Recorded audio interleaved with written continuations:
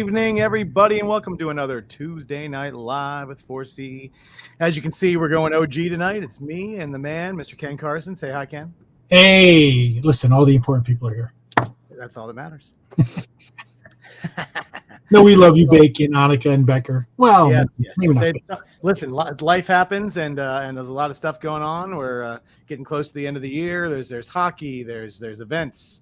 There's baseball. No, there's no more baseball. That's all over. Sorry, guys.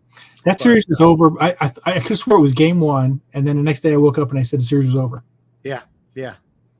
I remember when the last game was happening. I was like, didn't this World Series just start? That's ridiculous. Anyway, guys, well, we've got an incredible show for you tonight. This is one we were hoping to have last month, but then stuff happens. The con crud is real. Don't believe the negativeness about it though, because people recover from it fairly quickly. They've been dealing with this for years. I've been dealing with it for years, and the gentleman we have joining you tonight has been dealing with it probably before tonight. So everybody say hi to Mr. Bob Hall. How's it going, Bob? Hi. It's going well. How are you guys? We're good. Excellent. We got Linda, Craig, Murdoch, Emilio, Danny, Michael. Welcome to the crowd, guys. We're happy to have you guys here, and we are going to be doing some live sketching tonight. Let's go over the rules for anybody who is new to the show. So we are a live claim sketch show. What we do is we claim in the chat. We will throw up a banner that says claim available. In the chat, you type claim.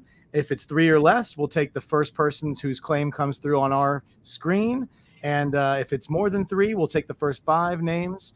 And from that, we will do a little wheel spin to make it fair. We like to keep it fair. We know some people's internet's not quite as fast as others, and we don't want people to miss out because they have slower internet. So that's why we do it that way. We're going to be doing headshots and torsos and maybe even some full figures tonight, guys. It's going to be fun. Just make sure if you've never bought from us before that you go ahead and email us at 4ccomicart@gmail.com, or you message us on Messenger so we can send you an invoice and get that out of the way. And welcome. That's the most important part. Welcome. Thank you guys for joining us on Tuesday. And so this is what we're offering tonight, guys. We have $150 headshots. We have $200 torsos and $250 for full figures. And what's probably going to happen is if you get a torso or a full figure, he's going to kind of lay it out mostly, and he'll finish it after the show. But the headshots, we'll probably do them all live on air for the full thing, or at least most of it. We just want to make sure as many people as possible to get something from. Yeah, it'll depend on how many of you there are. So make it hard for me. There you go. Absolutely. So there you go. Claims up for Bob. So if anybody wants to get a claim, we already got a claim through. Excellent. We'll just wait and see how many we get. We usually give it a little bit, a good 30 seconds to make sure everybody gets in there. There's typically about a 20-second delay. Hey, I can't wait to draw. Come on. And sometimes people are a little late. Sometimes, Bob, people get some really unique requests, so you might not be drawing the stuff you're used to. Yeah. Well, you know what? I'm going to give the first one to Emilio. But you can say no if you don't want to draw something. I'm going to say, Emilio, you have won the first claim, and I'm going to guess that he's going to get something Spider-Man related. I'm just guessing because Emilio's a big. I'm going to guess too. Emilio's going to get something Spider-Man related for sure. See, Avi, man, you're late to the game, buddy. You got to keep watching, though. We're going to do lots of claims. So Emilio's got our first one. Emilio, let us know what character we'd like and which option: headshot, torso, full figure. Bob is up for all of them. Bob's done pretty much almost every character in Marvel, I feel like, at this point. And I've got my computer here. In addition to my phone, my iPad, I've got a computer here, and I can actually look up a character. Oh, yeah. There you say, listen. If we're desperate. Hey, Avi, since you're West Coast Bacon, give me your claim. We'll take it. There you go. We'll get yours. We'll get 2 going. All right. So Emilio's, he wants the headshot, and he wants to know if you could do a battle damaged Spidey or like a maskless Peter Parker Spidey. So something with like a torn mask or something for a headshot. If you could do that. Okay, we will. Battle damaged Spidey it is. All right. And guys, if anybody has any questions for Bob, he has been in the business for years. He's done some incredible books. One of my personal favorites was always this one. I was always partial to the mini series for the West Coast Avengers that ended up becoming an ongoing series after this 4-issue mini series. One of my favorite books as a kid. Not to age you or anything, Bob. I'm only a hair younger than you are, I swear. Oh, Bob, the one guy that I gave the claim to, he wants to know, what's your favorite Batman villain? Batman villain? Well, it has to be the Joker because I did everything I did when I was working for DC featured the Joker. So that's what I think it has to be. I did I Joker, which was an Elseworlds, where the legend of Batman had become, in the future, the state religion of Gotham. Oh. And they would have a death race. This was prior to the Hunger Games, so it sounds a little Hunger Gamey, but it was way before that. And they would release surgically altered villains, enemies of the state, because it had become a theocracy, and have a death race with the Batman of that time, who was called the Bruce, would chase them down and kill them. But if they could manage to kill the Bruce, they would become the Batman. And that was a lot of fun, let me tell you. Especially the very end, where the Joker, who's permanently disfigured to be the Joker, becomes the Batman. Wow. Fun. That sounds awesome. I don't know how I missed that.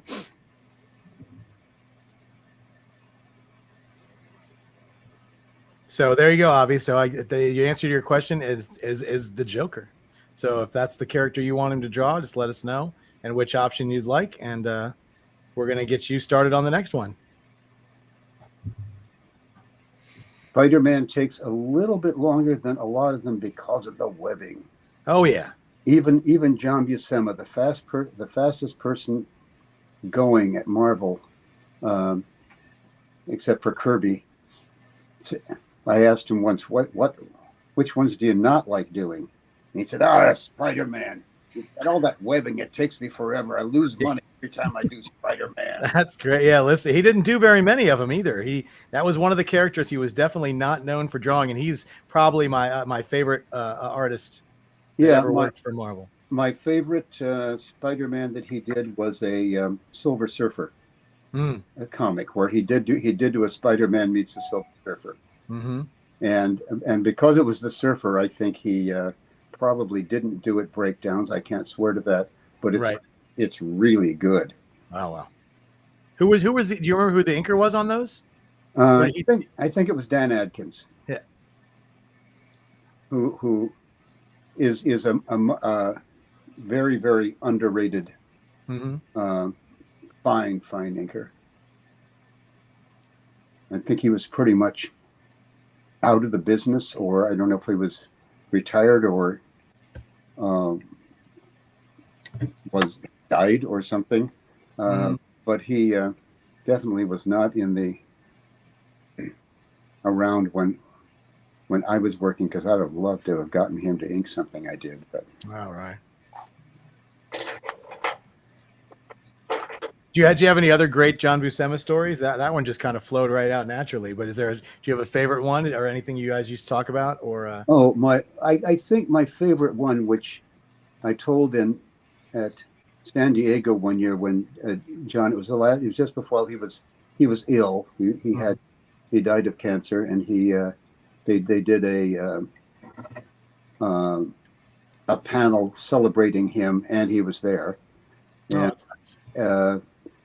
And they asked for contributions from the crowd of John Buscema stories. And one of my favorite ones was, I took John Buscema's class.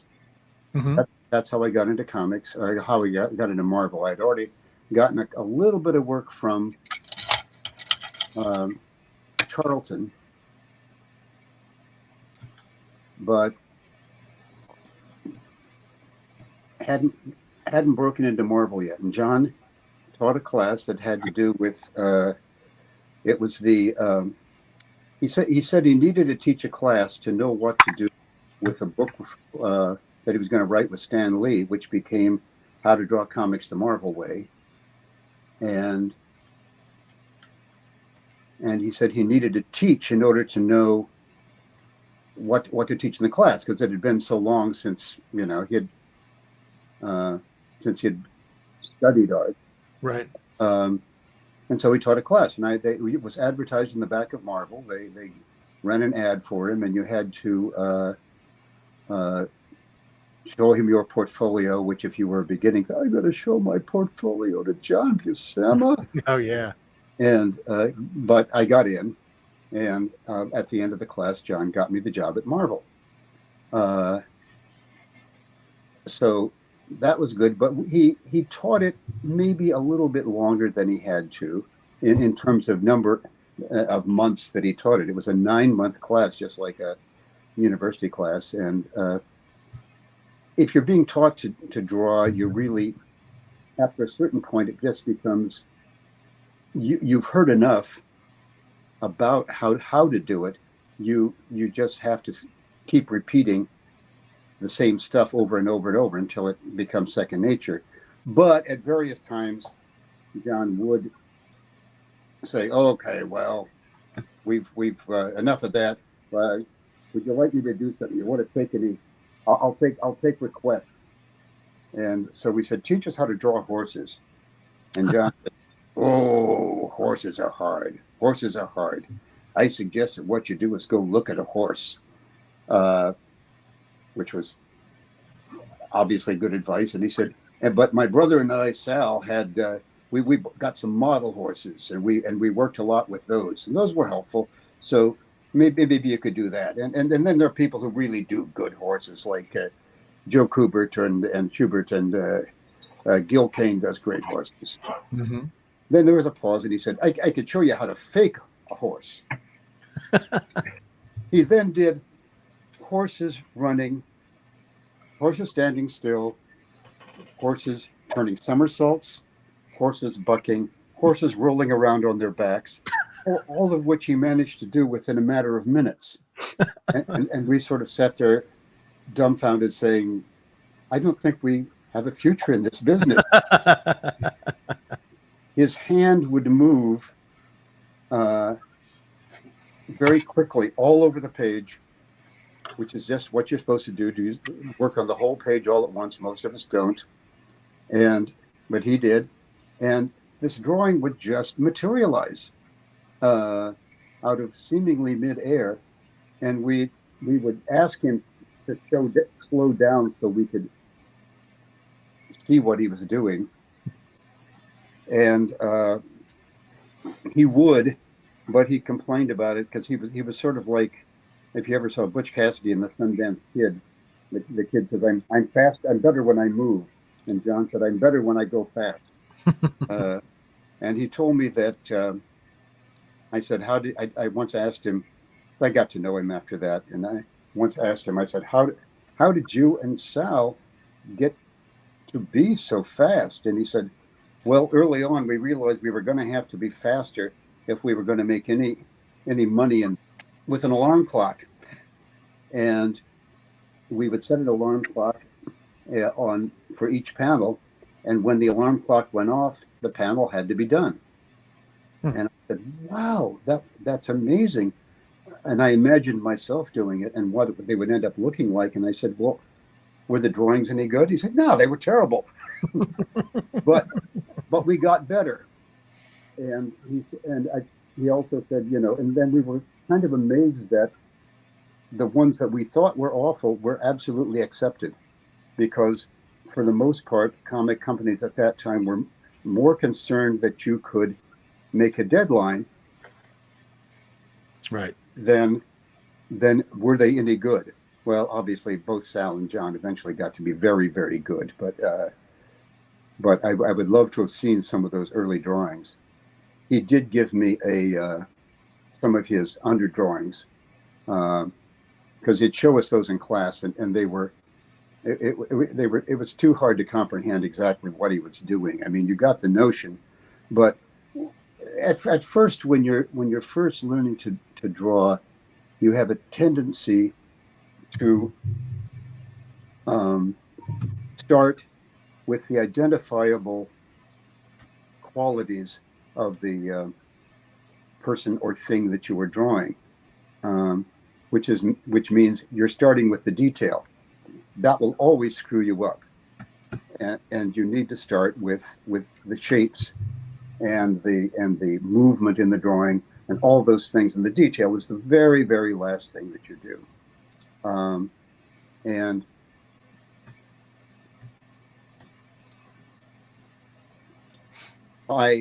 when I first started, that's of course what I did, which is a terrible mistake, but almost everybody does it. And then you saw John's underdrawings and you said, I get it. Start with a very, very gestural feeling, and you can do stuff that you see John doing, like these amazing action poses. Well, they were done. Gestural drawing means you're using your whole arm, and you're not worrying about the detail, and you're just getting action into the thing. And so that's what he did. And I learned a lot from that, but it wasn't until years later when he gave me those drawings and I could look at them, and then all of a sudden it was clear. Wow. So there's a couple of stories for you. Oh yeah. I also, my favorite quote, I even wrote this into a play once. One of the kids in the class, we were drawing women, and one of the kids in the class brought in a very busty woman. And when I say very busty, I think she would have had to have walked around with a wheelbarrow in front of her. I mean, it was a real adolescent boy's vision of a superheroine. And John looked at it for a while and said, her tits are kind of big. and the kid said, well, but I think in comic books they have the big bosoms and stuff like that. And John pauses. On the whole, I think the rule of thumb has got to be never make her tits bigger than her head. And I thought those were words to live by. Oh my God, that's great. All right, everybody, we said we know that Avi's got the next claim, but we just threw another claim up. So if anybody wants a sketch from Bob, please feel free to claim in the chat. Avi's getting a torso, and he's not going to be able to watch it, so I figured. Which is good. Oh yeah, there you go. Got a couple claims up. We got a claim from a Facebook user. Facebook user, I don't know what your name is because you didn't give StreamYard permission. So now I got to go onto Facebook and look because I don't have my trusty companions to look. So I will find it. John Greats. John Greats. You got to give Facebook permission or StreamYard permission to see your name, or just type your name before your claim, and that way I know who's claiming. But check that out. That is sweet. Okay, I've got one more thing to do here. So unless we get two more claims, it looks like Andy's going to win. But Yeah. we're going to call it for Andy right now. And there we go. A black eye. there. Oh yeah, you got there the battle damage. I love it. Done. And you've got Bob's fingerprint too. And it's done. It is done with Pretty cool. this thing. They had me do the fingerprint thing in a bank, and I said, wait a minute, I want one of those. I'm going to have to go on Amazon and get one of the things they give you in banks because it's really great for something like a black eye. Yeah. And I just happened to. Okay, there's that one. Boom. Andy, All right. you got the claim, buddy, so tell us what you need. Yep. And hang out, John. That works too, John. Yeah, hang out, John, Mr. Greats.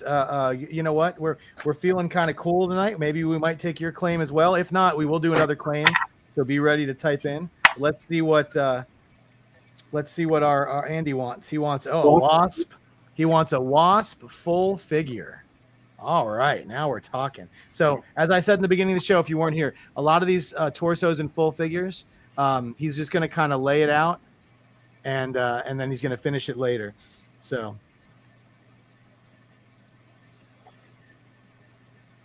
are we working on the Joker first or the Wasp? Ken? Oh, I didn't know we had a Joker. Oh no, you're fine. He's not going to be able to be on for the whole thing anyway. So you can always do that one next, Well, or you can lay it out after this one. It's fine. Is he on now? I don't know if Avi's still out. Avi, you still on, buddy? If Avi's still on, I don't think he is, but Yeah. If he's not on, I won't worry about it. Otherwise, I could just go. You know. Yeah, Sure.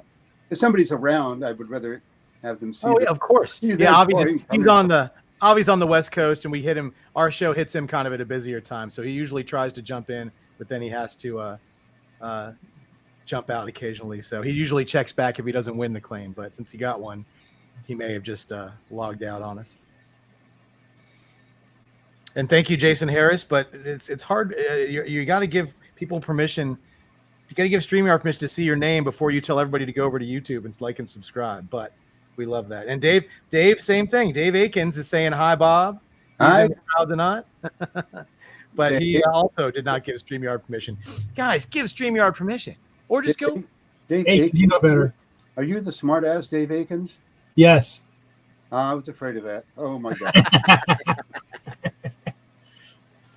There couldn't. There might be. There. I mean, there are plenty of Bob Halls around, so I thought there might be another Dave Akins around. So Oh, there's only one Dave Akins. Oh Well, yeah, but- there's but- only one. before I started to insult you, I wanted to at least make sure you were the person I thought you were. Oh, it's John. I can see your name now. Very good.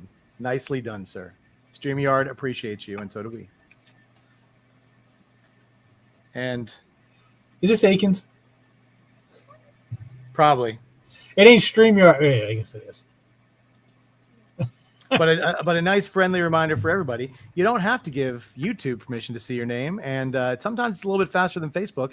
Plus, while you're there, you can always like and subscribe to our show, and then you don't miss any of our great opportunities or guests like Bob Hall and several other artists that we've got lined up coming up in the coming weeks. I have one piece by Bob Hall, Do you? and I picked it up at Lexington last year. Look at that. That's a cover. That's the cover to this puppy. Look at that. Awesome. And it was funny because when I got it, Bob said, "You can't sell it until it comes out." I said, "Well, I'm not selling it." He said, "I said, when's it come out?" He said, "Oh, a few months." It's not even out yet. It doesn't come out till December. You did that cover a long time ago, Bob, and they still haven't gotten to it. The fools. Well, what? That's. You know, I can't help what other people do. I mean, I just. you know, Yeah, Not my. I love it. This is it's great. I mean, I like that one. I had forgotten about that one. yeah, Probably because the book hadn't come out yet. yeah. Okay, close enough, Jan, for the moment. I'll do the. We're doing the Joker as a. A torso. Yep, torso Joker. There you go. Avi should be here for another minute or two, so he gets to see the beginning of his Joker. That's very nice. Let's see. This is I've got Bob. I do a at conventions sometimes because I've gotten so many sketches from so many people. I switched over to doing themes for a lot of stuff. So the one sketch I pulled out of Bob's is for my 25th anniversary cover recreation. So this is the one that I pulled out for this. Is I've got this awesome Bob Hall recreation of the 25th anniversary cover with Hawkeye on it. I don't know who did I can't remember who did the original cover, but I just, whenever I think of Bob, I always think of Hawkeye. So, I mean, come on, Hawkeye. I am so sick of Hawkeye. I can't. No, I'm not. That's not true. I like doing Hawkeye. Oh, this torso is going to be sick. I always thought it was interesting that they did what they did with Hawkeye in the Avengers, because Jeremy Renner's a wonderful actor, terrific actor. Nothing like the Hawkeye in the comics. In the comics, a totally different personality, and I think I don't think he would be good at doing that Hawkeye. That I always thought if they hadn't had him in Galaxy of Guardians of the Galaxy, if they were doing the Hawkeye that I did, Chris Pratt would have been a perfect Hawkeye. Had the right sort of take on everything, but I can understand why they sort of gave a lot of the Hawkeye character, the smart ass guy, to Tony Stark in the film. Yeah. And I think that's probably why they didn't go that route with it. And I liked what they did. It just, at the first time I saw him, I thought, what? This isn't That's not my Hawkeye. Yeah, it is amazing because with the comics you can kind of have people with a lot of similar personalities, but when you're doing those movies, there's sort of a format to it. You can't have too many, Yeah. smart alecky guys on it. If they are, they have to be. They can only be on screen for a little bit of time, and then they kind of gotta, go their own way. Emilio wanted to ask, what's your favorite Marvel character to draw? I have a stock answer for that, and I have several stock answers.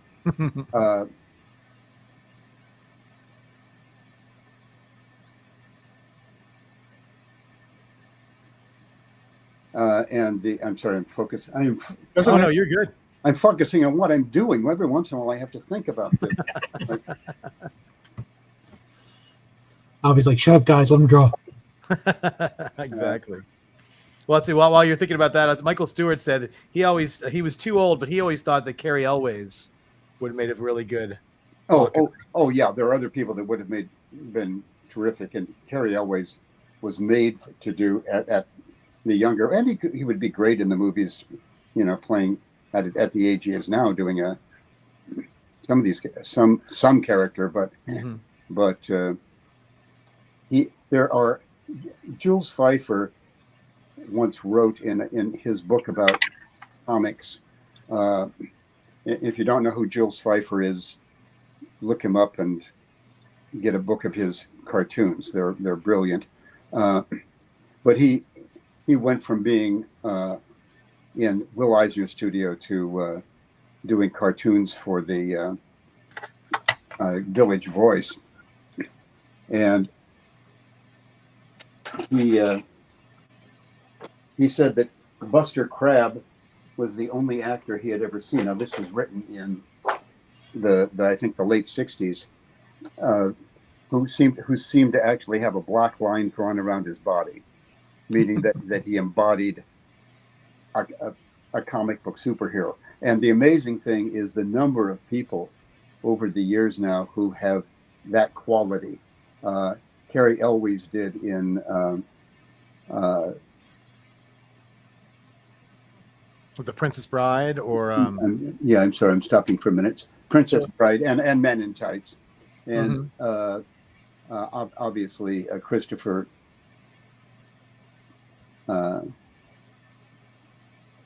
Superman did. Chris Reeve did. Yeah. I don't have a memory when I'm trying to draw. No, you're good. Memory goes. And then Marvel came up with this whole group of people that had that quality, that they were both serious actors. They weren't bad actors like so many actors in serials were. And they were, in fact, they're brilliant actors, and they're built like brick shit houses, and they just filled out I thought it was going to be hard enough for them to find a Captain America, but to find a Captain America and a Thor and a Scarlet Witch and a Doctor Strange, all of whom, to me at least, seem to absolutely embody the characters, along with others. And finally hitting it with the Hulk, which they had trouble with. Amazing, absolutely amazing.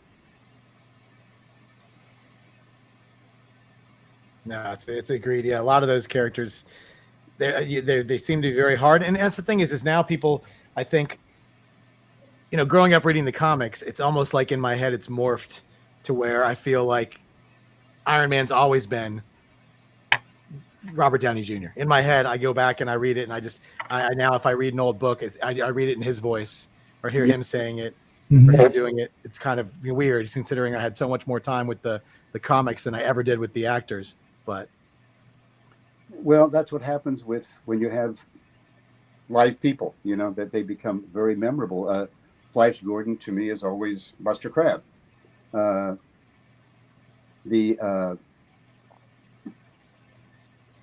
on a second. I had something else brilliant to say, and I've forgotten what it was.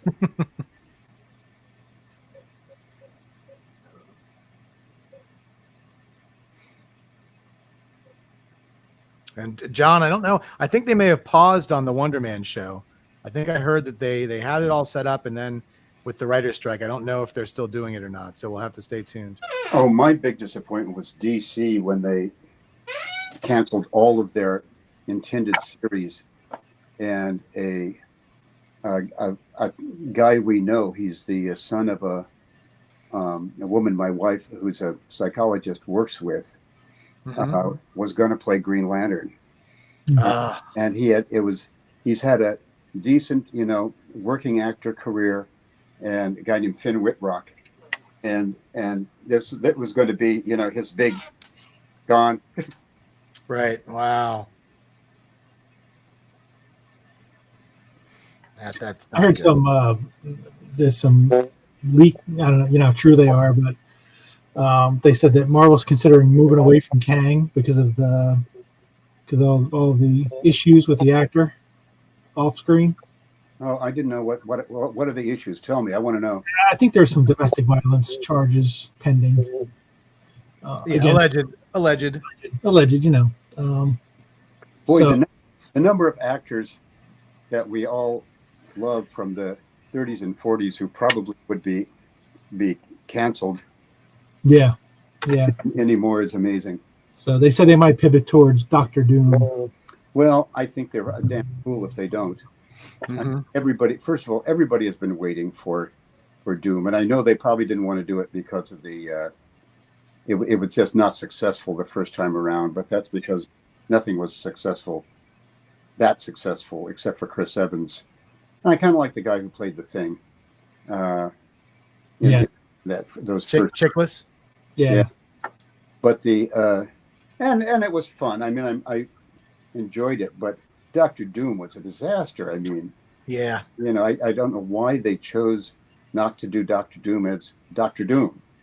And he's one of those characters that I can imagine that since Darth Vader was sort of at least partially based on Doctor Doom, that there could have been some worry that people would feel that they're who don't know that might tend to feel, oh, well, they're just stealing Darth Vader's thunder, but I think the fans are waiting for Doctor Doom, and they're waiting for him to be done right. Exactly.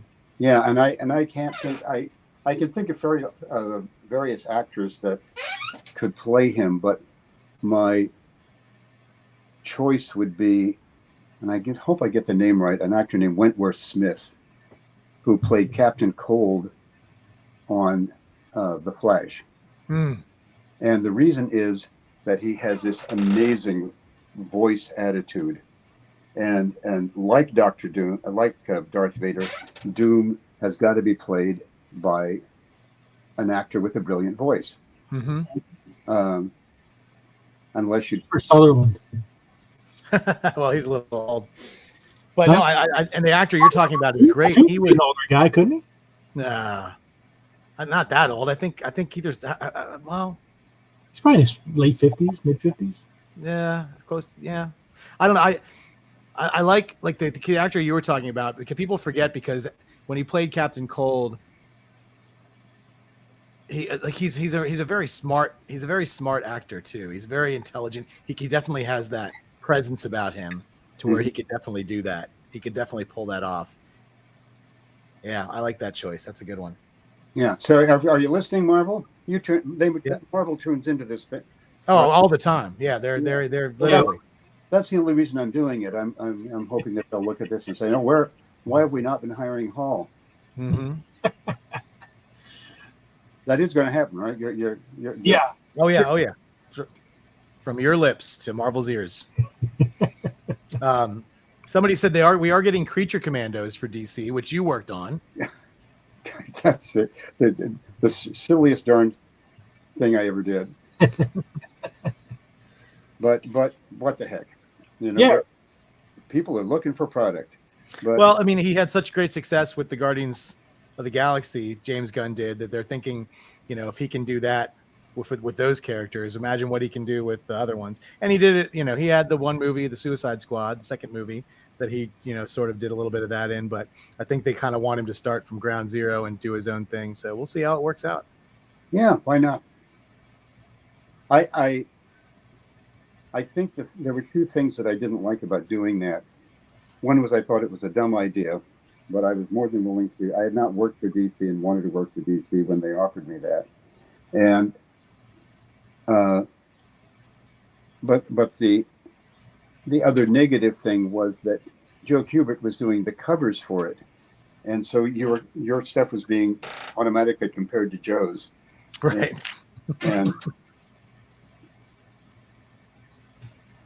I saw the trailer for Blue Beetle movie. Yeah, it's been out. It's already coming out on video, I guess, pretty soon. Yeah, once again, he's one of the characters that's supposed to survive into James Gunn's new universe. So we'll see if they keep that actor and do more stuff with him. This Joker looks awesome. Oh, it does. It reminds me of the literal Man Who Laughs. Yeah, it has that look about it. Well, I think that Conrad White look, I think, is sort of hard to get away from for me. I've always loved it. Plus, I always thought they admitted to basing the Joker on that. Mm-hmm. I don't know if did. Somebody must have said something about the Coney Island ride that has the Joker face. Oh, right. And it's it is the face of the traditional Joker. Yeah. And that had been there for quite a while, and I imagine that the people who did it initially had been to Coney Island, so that's very, very possible. I mean, people kind of forget that he was based partially on the Joker playing card. Yeah. Mm-hmm. And I still like that version, although certainly the Heath Ledger one was amazing. Mm-hmm. What are you inking there with, Bob? It's called a Pentel brush pen. And it's an actual brush, but it's a cartridge. Mm-hmm. And especially for something like this, it's very fast. But you can lay a line down, and it's a hell of a line. Yeah. And I don't like conventions, or for stuff like this, I prefer not to be using ink out of a bottle, which I do use often when I'm actually doing something at home for somebody, because I love working with actual ink. But I'm always have the feeling if I'm hurrying, I have a tendency to get clumsy, which you don't want to get clumsy with. I mean, there is a spot on the carpet that I'm above that now has a plastic sheeting over it, but that I had to work. We had just had new carpeting put in because of damage done by a dachshund, and I managed to upend an entire bottle of ink on it. So we've heard that story probably.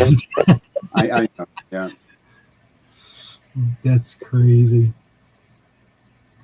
Michael Stewart wanted to ask him, did you ever get a chance to meet Jerry Robinson?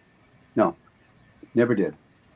Most of the DC people I did not, and also I may not deem that way because I'm less of that person now. But when I first went to New York and was meeting people and trying to get interviews and stuff, I was this kid from Nebraska, and I was so shy.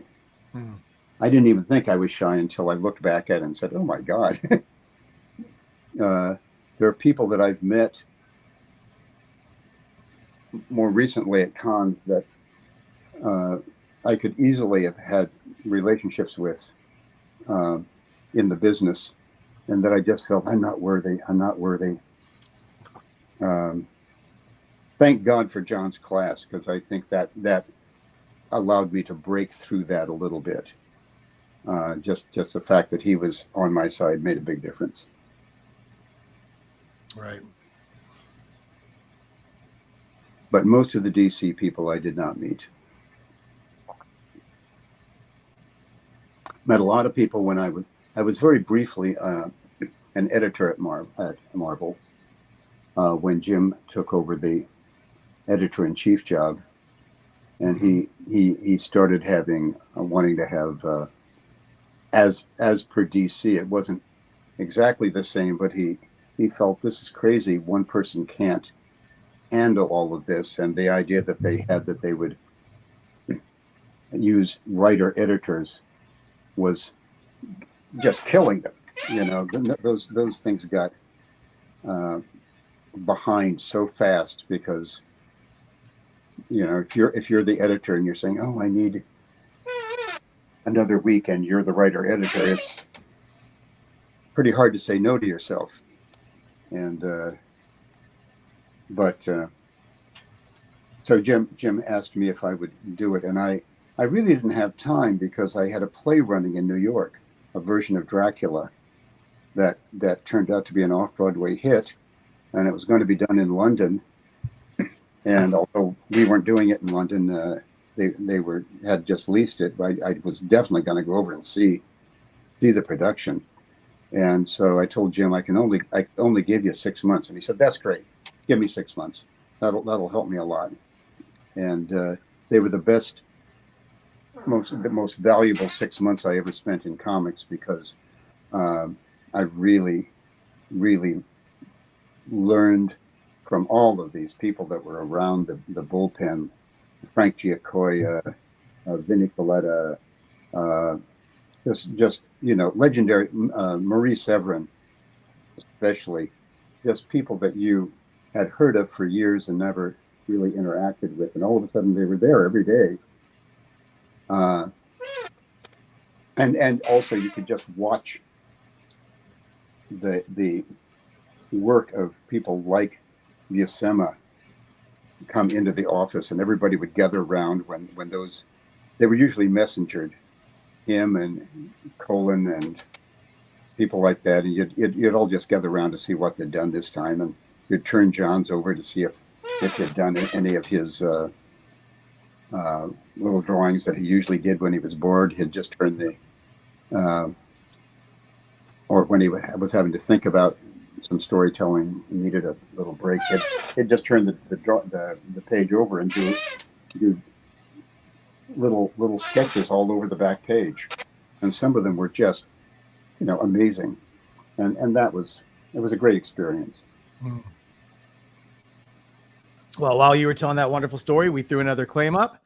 We got some people claiming, and John, you got the claim. So let us know what you would like. We have $150 headshots. We have wonderful pieces like this, which is a $200 torso, or we are offering the $300 full figures, all 9x12 guys. So he says, let's do a torso of Hawkeye. Okay. So that'll be the next one, a torso of Hawkeye. So great job. I'm glad John got it. He wanted to get it last time and missed out. Jonathan Rowland, Roger Ash, hang in there. We're going to be doing lots of sketches. He's already done 3 or 4, and we're only 45 minutes in. So there's definitely a chance we're going to get a lot more of these done. And like I said, if you guys order, if anybody gets a full figure, or if it's a torso that requires like a whole lot of detail, he might just lay down the bones and then go back and finish it up.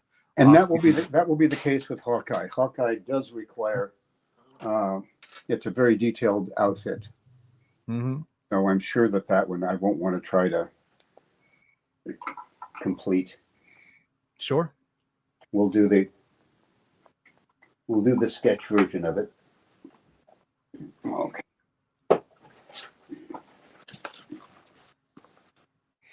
Yeah, Amelia, I think that Avi I think he got to see a lot of it if he's not still watching, but he was very, very happy with it when he was on a couple minutes ago. So. Oh, well, then I can stop working on it, and it doesn't have to be as good now, right? You didn't hear that. Never mind. Well, you have to remember, people can always watch these after the show's over, so okay, they can always tune in later. Right. No, I'm enjoying I always enjoy doing the Joker. I just think he's a heck of a character. Well, let's see. John. I think it's going to be the latter, but John has a question. He wants to know: do you get more sketch requests of characters from the Squadron Supreme or the West Coast Avengers? Oh, it's I would say equal, except for Hawkeye. So he puts it over the top. Yeah, and otherwise, I don't get the Squadron that often, but I enjoy it when I do, and I don't get the other characters. I think I get Wonder Man the most, followed by Mockingbird. I will get Iron Man, but I don't think it's particularly that people are particularly associating it with the West Coast Avengers when I do. Right. No Tigra? I would figure you get a lot of Tigras. Wow. I do not. I did for a while.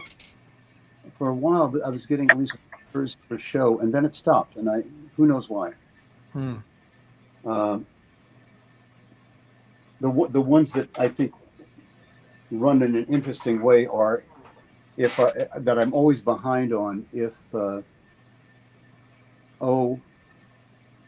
even a year ago or 2 years ago, if I did while the show was being popular, if I did She-Hulk, I couldn't even keep them on the desk. I would have to keep doing them. And then now that the show's over, I have a perfectly nice one that I've been carrying around for a while, and I'll eventually sell it, but it's not the same. We'd like to see that. Yeah. Would you, if you want to throw that one up at some point to let us take a look at? I am a huge She-Hulk fan. Okay. I have a sketch from the artist who did the end credit scene for the TV show. He did all the paintings. Oh man, that would be great. That person really something, I thought. Oh yeah, I as soon as I found out that I looked him up, and I tried to get something from them, but then one of the art reps snatched him up, and I thought I wasn't going to get a chance. And then another member of our 4C team was at a show in Canada and got me on the list to get one, and got me an incredible piece. But I love She-Hulk. I have a John Byrne. I've got lots of other wonderful Brian Stelfreeze painting of She-Hulk. It's one of my favorite characters. It has always been. So yeah, if that one's handy anywhere, feel free to throw it up, because you never know. No, it's not. It's still in my car. I didn't unpack my car because I'll be going. Oh right. Right to.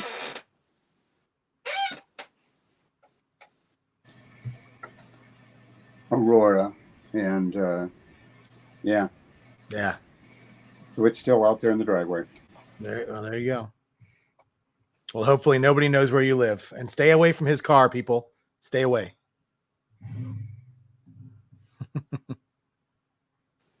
Yeah, I don't think I'm insured for theft of small drawings. Somebody asked earlier. Let's see if I can give credit to them. They wanted to know if you had any Stan Lee stories at all. You told us you did a little editing when Mr. Shooter took over. Did you have any Stan Lee stories? Well, people ask if I knew Stan, and I can't say that I knew Stan, but I certainly was acquainted with him, whatever that subtle difference is. And when Stan came to Buscema's class, so that's when I first met him. And then I was still in that, I just managed to get into Marvel. It was 1974 when Stan was still in the office quite a bit. He was alternating, he had already started alternating between LA and New York. And eventually was entirely, of course, in LA. But I think I'm going to throw the bottom of his stuff into shadow. So he was, but it was still the time when he would be get up on his desk and act out for you how much more vital a Marvel comic was. And so that part was great. And then, a couple of weeks later, I was in the office and ran into him, and he had a bloody napkin on his head. And I, of course, wondered what that was, but it was Stan Lee. I'm not going to ask him why he has a bloody napkin. Because I did not know enough. And so I went to Archie Goodwin, who was the editor then, and said, what's up with the bloody napkin? And he said, hair transplant. So Dan had gotten a complete hair transplant. Wow. And so finally, when you saw him toward the end of his life, that was all his hair. But in the 60s and 70s, early 70s, he wore a wig. Wow. Because he always, I'm making this up, but my assumption was that he felt that his fans would not relate to him if they knew he was bald, the kids. That all of a sudden he would seem like an old guy. And so he had the full hair transplant. I liked him a lot. Years later, it's obvious from what I've been saying, I did a lot of theater as well. Mm-hmm. And years later, I had a little off Broadway theater doing the classics. And I got Shooter was on the board, and I can't remember who else, but I called Stan and asked if he'd be on the board, and he said, "Oh, no, I couldn't be on your board. I hate raising money, and I live in LA now. I could never come to any meetings." And I said, "Stan, I don't want you to raise any money or come to any meetings. I just want to be the only theater in New York that has Stan Lee on the board." And he liked that idea. And he sent us a letter that we printed in our first program of okay, I'll agree to be on your board if I never have to go to any meetings, and you promise you will never do any porn or adaptations of DC Comics. And you said deal. Deal, yeah. And that was about it. That was my relationship with Stan. It was. Yeah. I've heard some other stories. My favorite being one from Ann Nocenti, who said they were doing what the name of their humor magazine was, whether it was the one Crazy or if it was something different. But it was one of those. And at the time, younger people won't remember this, but Ms. Magazine was doing satire where Playboy had all the, double spread Playmates in the center of their book. Ms. Magazine started doing male stars. And so they had Burt Reynolds nude in a centerfold. And so as a satire, they decided with this humor magazine for Marvel that they would have Stan do I remember that picture. And apparently when they got there for the shoot, which Anne was there for, Stan was lying naked on a couch, holding in front of his crotch a copy of Giant Sized Man Thing.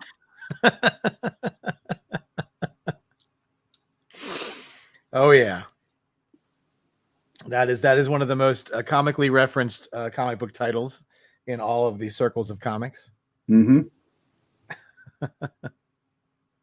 Yes. Why nobody thought of that, it was brilliant if they did think of of the implication and did it anyway. I don't know which it was.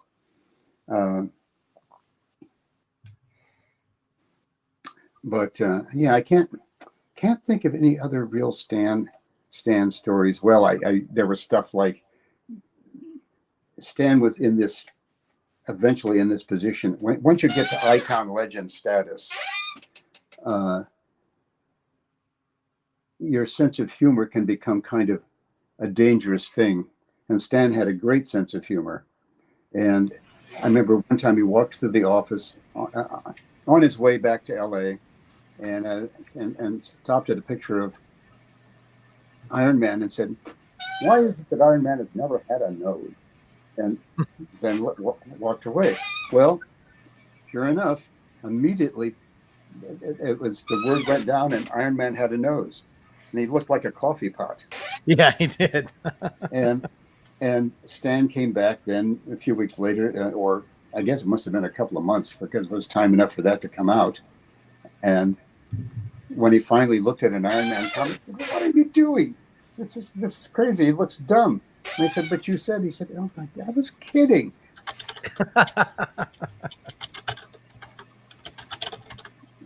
But I think that can happen. You get to be legendary status, and anything you say is taken no longer with a grain of salt, but with as oh boy, he's laying down the law. We have to do this. Right. Okay, we got a torso Joker. Torso Hawkeye is the next one up if you want to lay the bones down on that. Okay. And everybody stay tuned. Get your fingers ready because a claim could come at any second.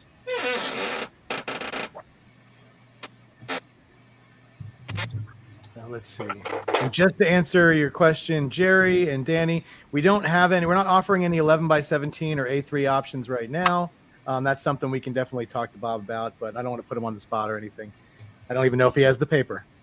I do, but I'm not going to do it right now. There you go. It would be the rest of the night. That would be what I do. Sure. So there you go. There's the answer. But listen, you never know about the future, and you never know. And you can always catch him at some cons. Maybe if you want some of those, you can set something up, and we'll see if we are able to do it. And I do work commissions through Catskill Comics. Mm-hmm. And if you go to Catskill Comics, you'll see the prices, even for including 11x17s. And I do 11x17s at cons. There you go. And let's see. And I know you're doing 2 more conventions this year. Mm-hmm. You're doing one that you're getting ready to drive to, and what that one is what was that one again? It's the Rocky Mountain Comic Con. Rocky Mountain Comic Con. Yeah, it's in Aurora. It started as a benefit for the victims of the Aurora shootings, and then but it caught on, and they've been doing it then for, I guess, close to 10 years now. Hmm. So we got that one, and then I know you're doing Columbus in December, and then that's. Yeah, I know I'm doing Albuquerque in January, and then I've got most of. If you go to GalaxyCon and look at their schedules, I'm doing most of the GalaxyCon shows. Those I've got set up for next year, and I usually do Heroes Con. There you go. Yeah, that's always a favorite of ours. And I will definitely do the New York Con. I always do that, and because I got a friend I can stay with. And,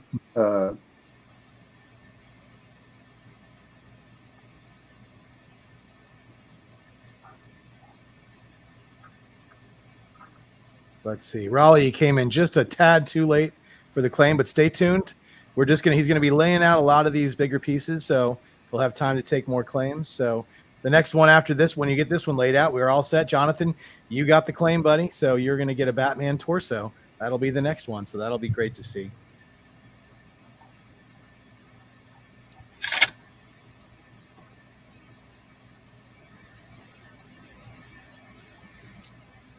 Does Bob ever do shows in Western New York or Niagara Falls, Canada, Toronto? if somebody can get me into them, Bob will do them. There you go. So he's saying the ball's in your court, people. Well, what I need is for those shows. What I've found is that if you go online and look at the contact us in for cons, that I'm betting that for the most part they're read by interns. Mm-hmm. And I think I've gotten out of. I used to try those a lot, and I got Terrificon he actually obviously reads them, and I got that one out of it. The rest of them I usually never hear back from. Hmm. So I got a couple irons in the fire for you on Canada shows. great, because that's the thing. You really have to know who to contact to be able to get the shows, and that's why you work with people like Ken. There you go. Let's see. John says he loves it already, even though he just sees a little bit of the bones you're laying down. So very cool. I may go back to some of these.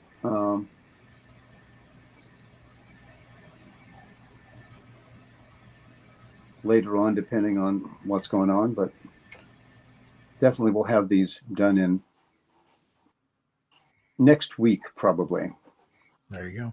Somebody had asked earlier, is there a character that you never got to work on, like in an ongoing book, that you would have liked to have done? The Hulk. The Hulk? Nice. Yeah. I liked doing the characters that didn't look like every other character. There was a certain quality, unfortunately, and even I think the Buscema brothers were stuck with this because they went so fast. Mhm. That superhero characters would have a tendency to look just alike, but you knew who they were by the hairstyle and the costume, Mhm. but that the faces were pretty much the same. And if you were trying to do them, you had an idea from, you've been reading these things for a while before you got them. And especially if you liked the characters, like the Fantastic Four, you would say, oh, I know exactly what he looks like. And he looks like what Buscema did with him, or he'll look like probably even more so than Adams. But there was a sameness to them, whereas there were some characters like the Hulk and Doctor Doom that were they just were different. Right. And of course you get now into, Spider-Man was different because of his outfit.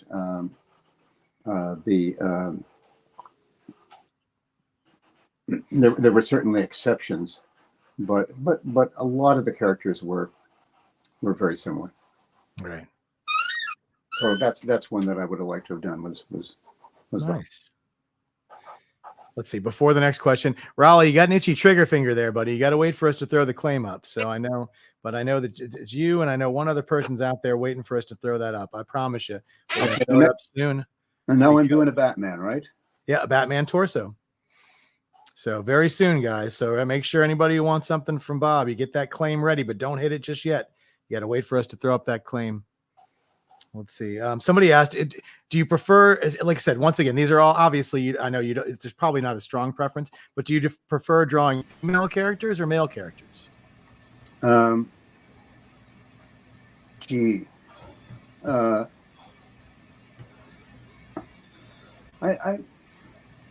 don't know that I really have a preference, but it can depend a lot on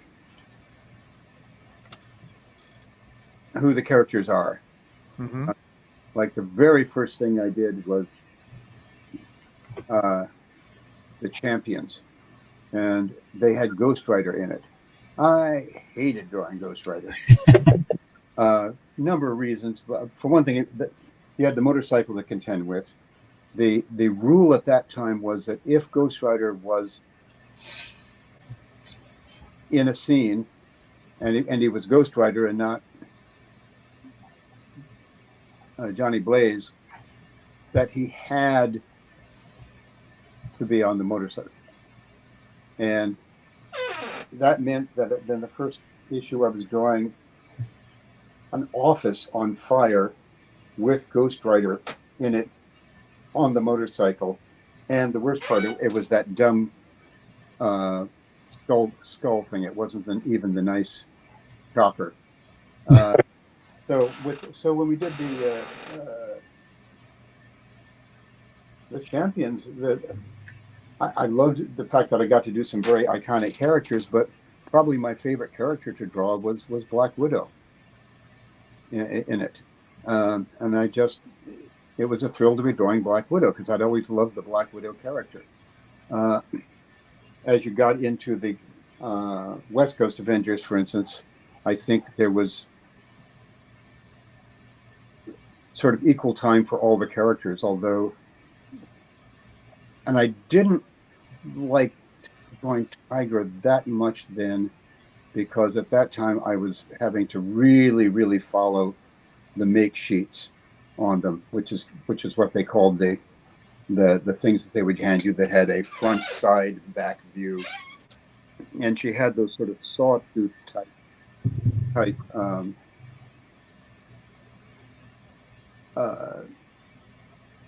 stripes, and I thought, this is kind of dumb. Why don't they look like tiger stripes? But that wasn't what they gave me, so that isn't what I did. But then when I did later on, I did Emperor Doom and featured the West Coast Avengers again. They let me do whatever I wanted with that, and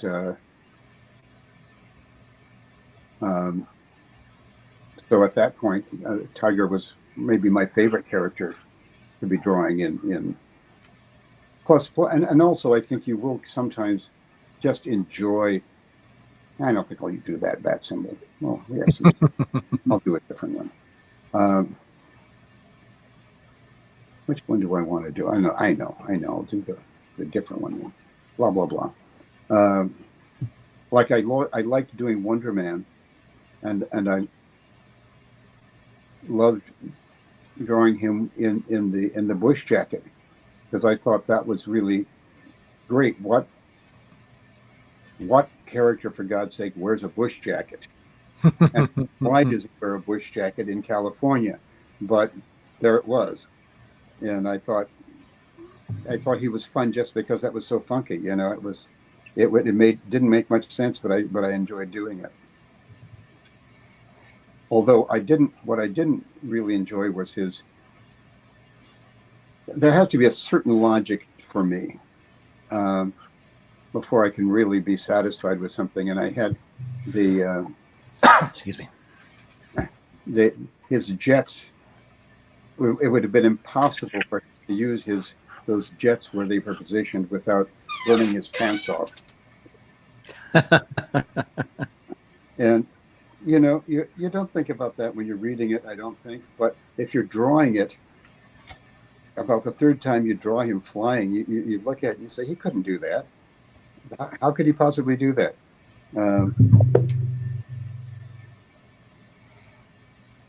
Anyway. No, I always loved that jacket. I thought it was great. It was a very unique choice for a costume, and it just worked with Wonder Man. Yeah, and I liked Wonder Man a lot. I really liked that character. But when I got to that stage, I really loved doing the women in it. I think I was probably better at drawing women by that time.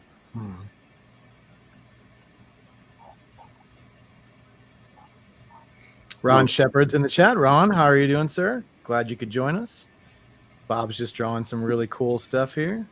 Now, what do we got next? Because I could finish this one, or I could go on to something else. You tell me what to do. Well, if you're going to go on to something else, then we're going to have to drop a claim. Thank you, Ken. There we go. So, guys, let's see. We got a claim up. If anybody wants the next piece by Bob, type it in. Otherwise, Bob's just going to keep working on this one. Oh, look, David Desmond's in the group. How are you doing, David? And once again, guys, just for anybody who doesn't know our rules exactly, I know we got a lot of new people on. We basically, you claim in the chat, and if we get more than 3 claims, we put the first 5 names on a wheel spin.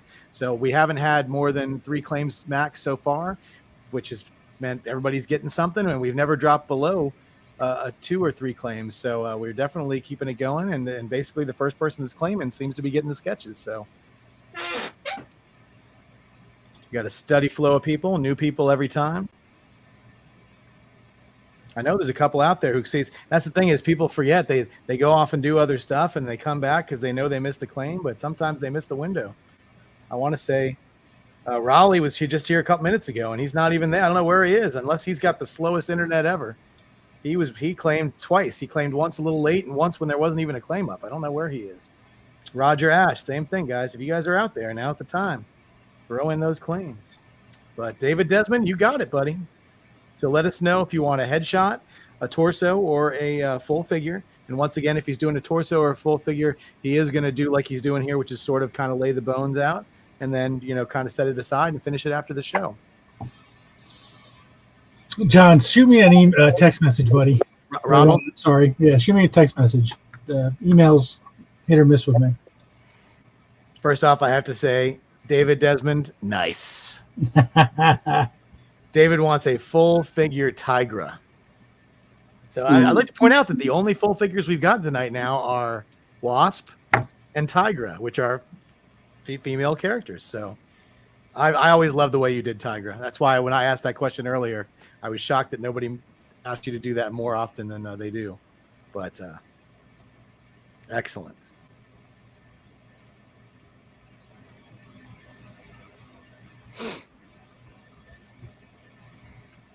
So after Bob's satisfied he's put enough work in on this one, he'll lay down the bones for that Tigra. Yeah, and if we get a headshot, I'll just switch to doing the headshot. Sure.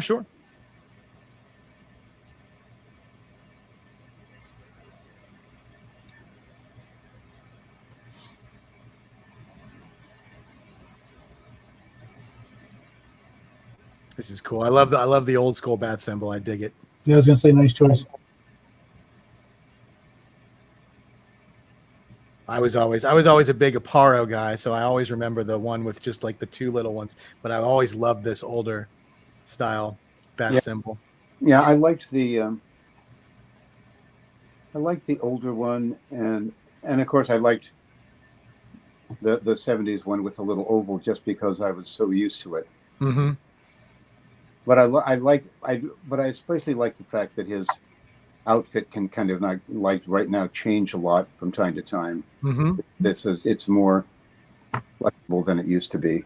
Right. I mean, I appreciated the first two Batman movies where they kept the yellow and did the symbol. I thought that was fine. But I think like with a lot of the movies and the books they're doing now, I think it's kind of like it had its time. It was very, 80s, 90s comic booky, but I think now it makes more. It's like why would a guy dressed like a bat have a big yellow belt and a big yellow? He just wouldn't. So I love that they did a little homage to it.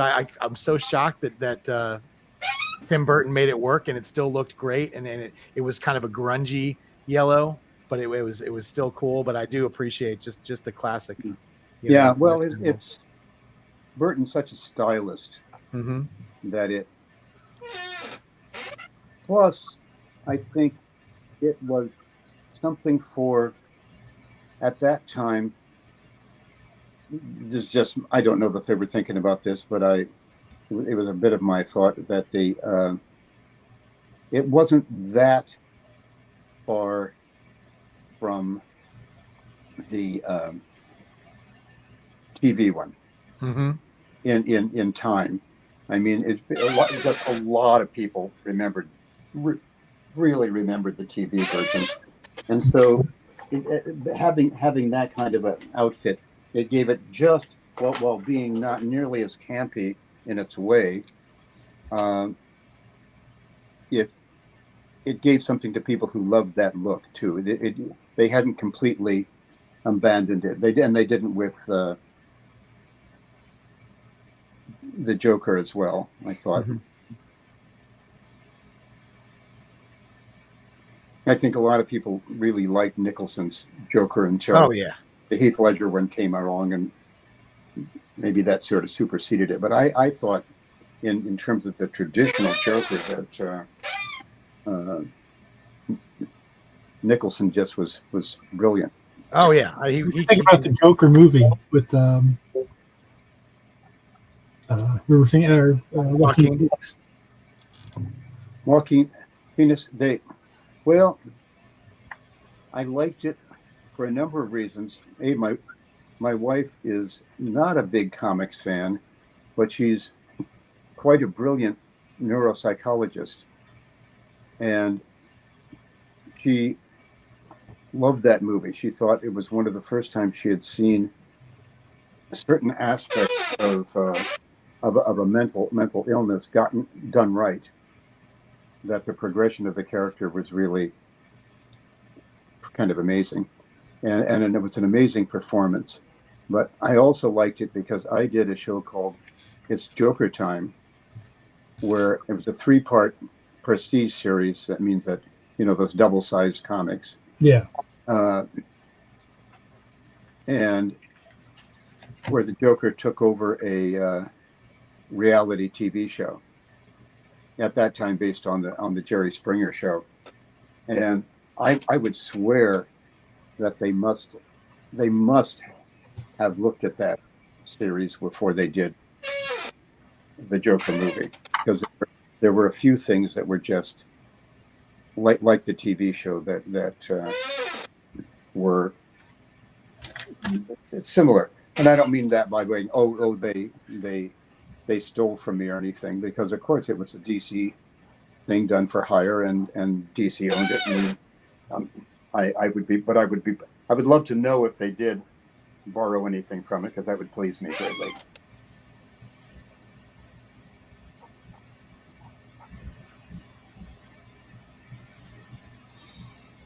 Were they going to do a sequel? I think I'd heard that they were. Yeah, maybe. You know, it's hard to tell anymore nowadays. Yeah. When you were talking about Ghost Rider, it reminded me of a story. Last year, I was at a convention with Bill Morrison, who I represent, and somebody asked him for Jimmy Olsen in his sketchbook. So Bill said, "Oh, I got to go find reference." So he ran out because he just wanted to go buy comics, you know. Yeah. He came back with a Jimmy Olsen comic, and he's got like a pinstripe suit in the whole book, and I'm saying to myself, who the hell drew all this? All the pinstripes and all. I mean, it was ridiculous. And Bill was like, "Yeah," and not only that, but they put the books out pretty quick. So who knows? But it was one of those things. It was. We said, you know what? The worst commission would be Galactus fighting Jack of Hearts with Jimmy Olsen in that suit, photographing it. Oh, yeah. There you go. How about this one? How about this one, Ken? Here he's got the stripes. Yeah, that's it. The checkerboard. The checkerboard right there. Yeah. See, this is my Garcia Lopez, and I love that he drew the checkerboard. Can you imagine drawing that in a whole book, Bob? I'm sorry? Could you imagine drawing that in a whole book? Checkerboard patterns all over everything.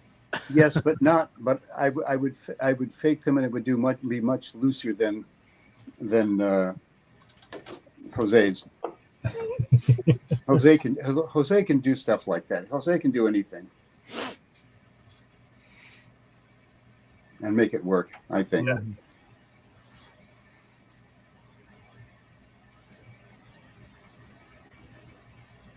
Yeah. No, I was going to say earlier about the Joker was that I mean, Jack Nicholson, obviously, when you get him, it's like you wouldn't think that he would do something like that, but just what he did with the character and just everything. And I thought when you see him at that desk and he says, "Get a load of me," and he laughs, his laugh sounded exactly like the laugh of the Joker in the TV show. It was right there. It was the Cesar Romero. It was perfect. It was just like, I love that laugh.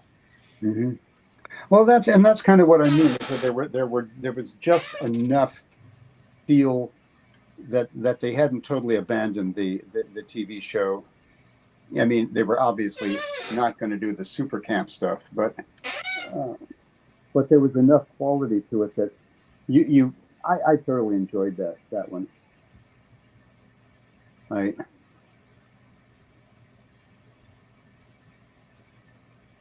But then I like Nicholson a lot anyway. Mm-hmm.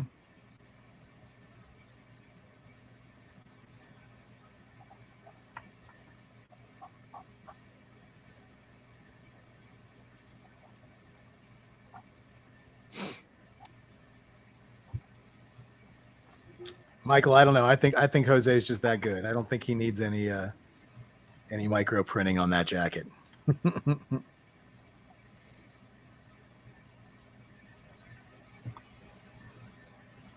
Oh my God! It's the first time I just absolutely looked at myself drawing on the thing. I haven't been watching it.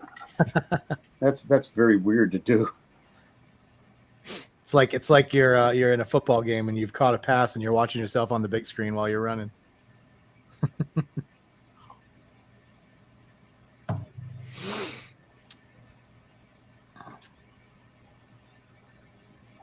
Stay out there. Get ready, guys. I know another claim's coming up real soon.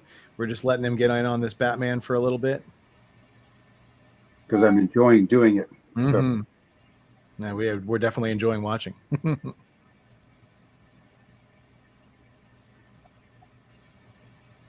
And Emilio had earlier said that he didn't like the bat, how they did the bat symbol for the new one, the Robert Pattinson Batman. And I'm like, it's so hard to have each one kind of make it your own and change it, but not change it too much. But I thought it was kind of a unique thing to make it a gun, make it the gun that killed his parents. I thought that was kind of interesting to have that on his chest. Yeah, but it's like, you know, it was interesting. It was one of those things. I thought I liked Pattinson a lot. I thought I actually probably liked him the best of the more recent Batman. There was just something about him. His Bruce Wayne felt like just there was something a little crazy about the Bruce Wayne that made you feel he was the guy who would decide to wear a bat suit. And I'm afraid I was never a big fan of the Christian Bale series, although he's a wonderful actor, you know. But there was something about it. I think people liked it because it was the first one to take it thoroughly seriously, and maybe that's what I didn't like about it.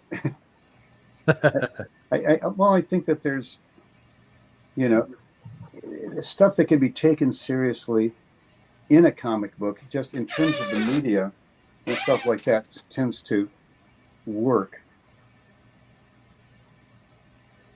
And there's some stuff that in a movie just, I mean, it worked. It was very well done, et cetera, but I thought they were endless for one thing. Some of them were they were very long. I thought the Joker one, for instance, seemed to go on and on and on into the night. But that's just me. I don't want to tell anybody that they imply that they shouldn't have enjoyed. And I did enjoy them. I didn't like it when Bane stabbed Batman. It was so easy. I just felt that didn't happen. But no, you can't. You can maybe get at Batman, but you can't do it with ease.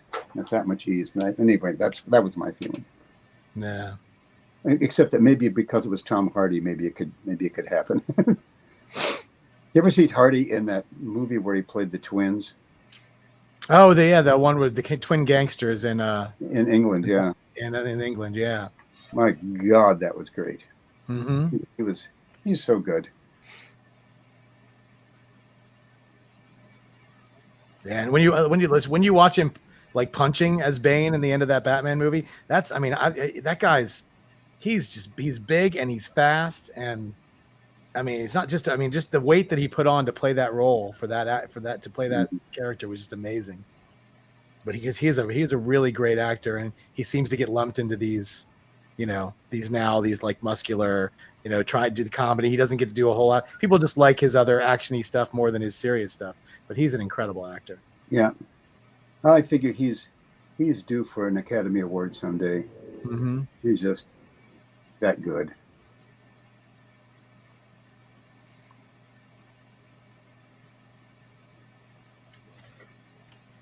Now, I'll definitely say that the animated shows seem to get Bruce Wayne a lot more like, I think just they get him a lot more than the movies do, like how he is, how the character should be. And somebody had asked earlier, when you close your eyes and think of Bruce Wayne's Batman's voice, who do you what actor, what any iteration, what do you hear when you think of Batman? Is it you know uh, Kevin Conroy? Is it is it the Bale? The I'm Batman. Is it Adam West? Mine's Lego Batman. Like Will Arnett? That's your Well, Batman. In some ways, I think that was one of the better sounding Batman, was the Lego one. Yeah. He's got that raspy voice. Mm-hmm. Bill Morrison and I had we argued about this when that Batman movie came out. I thought that the Bruce Wayne in the Batman movie was the way Bruce Wayne would be in real life if he existed. You mean the one with Robert Pattinson? Yes. Bruce in that movie, to me, Bruce Wayne was the alter ego. Batman was the real character. You know what I mean? You could see when he was Bruce Wayne, he was almost struggling to be himself. Yeah, I agree. I thought he nailed something there. That was, where most people play Bruce Wayne as he's hiding his secret identity, where he played it as if he was uncomfortable in his skin until he put on the Batman costume. mm-hmm. And I thought that was a realistic portrayal of if somebody had that kind of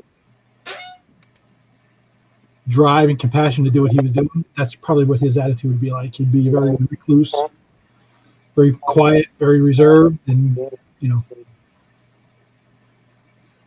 don't know. That was my feelings on that. I liked him a lot. I agree. I think he seemed. I think his Bruce Wayne was the strongest Bruce Wayne, and for that reason, I think you've sort of nailed it. He was. Yeah, he was. Well, I've talked sometimes about cosplay, that it's a little like carnival. You put on a mask, and all of a sudden you can do stuff that you wouldn't do normally, and you feel freed. And I think that's one of the reasons that people just like doing it so much, is that feel that you get of I can walk around and pretend to be this character. And well, that isn't exactly what they did with that movie. That nature of the notion that he was felt a freedom of as Batman that he didn't feel as Bruce Wayne, I think was well done. Mm-hmm.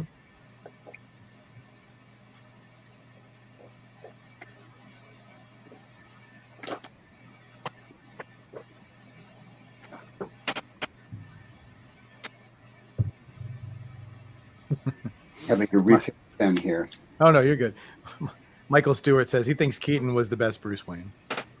I think he was the coolest Bruce Wayne. I mean, don't get me wrong. I love Michael Keaton's Bruce Wayne. I just think that if you're trying to do a real life version of Batman, I think Robert Pattinson's Batman was a lot closer to. Well, I think Pattinson was very appropriate for what they're doing with Batman now.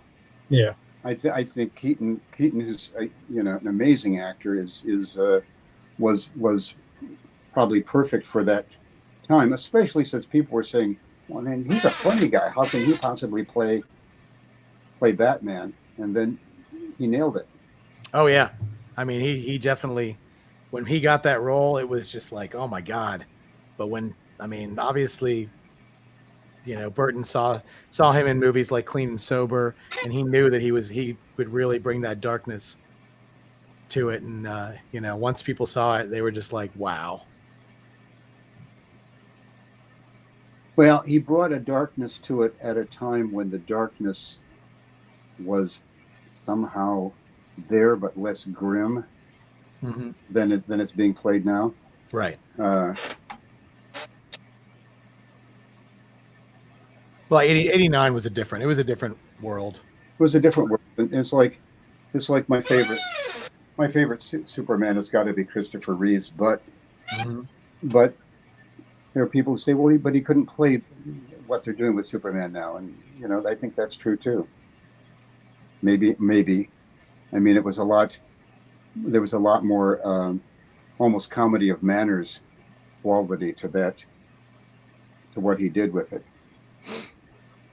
Oh, and his way of doing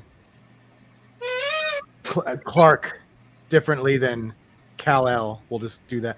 I mean, it literally looked like it was like two different people. And I know it all looked like Christopher Reeves, but just the way that he did those two characters was just amazing. He took off those glasses, and it was just his posture changed, his tone. It was just he had that. It felt like you could It felt like he was two different people. It didn't feel like the same. He was. Yeah, it was such a tragedy of everything that happened to him afterwards. Yeah. Oh, yes. Because I thought he was going to have just one astonishing career. Mm-hmm. And now the curse of Superman. I thought. What's his name? Now I'm blanking. The British guy. Cavill. Yeah, I thought Cavill got. There was no. They didn't allow him. He's. You see him on TV and you say, "Wow, he's a bright, intelligent, funny when he wants to be guy," and he just didn't get to do that kind of that stuff that you've really thought he could do, and he just wasn't allowed to do it. Yeah, they didn't really. Basically, it was the same character. The Clark Kent and the Superman was the same, and they didn't give him a whole lot of Clark Kent time. And when they did, he wasn't. It was just the only difference was that he had a suit on when he was Superman. Yeah, it was sort of the same. Yeah. Well, I'll be curious where they go with it. It's a hard character to cast. Mm-hmm.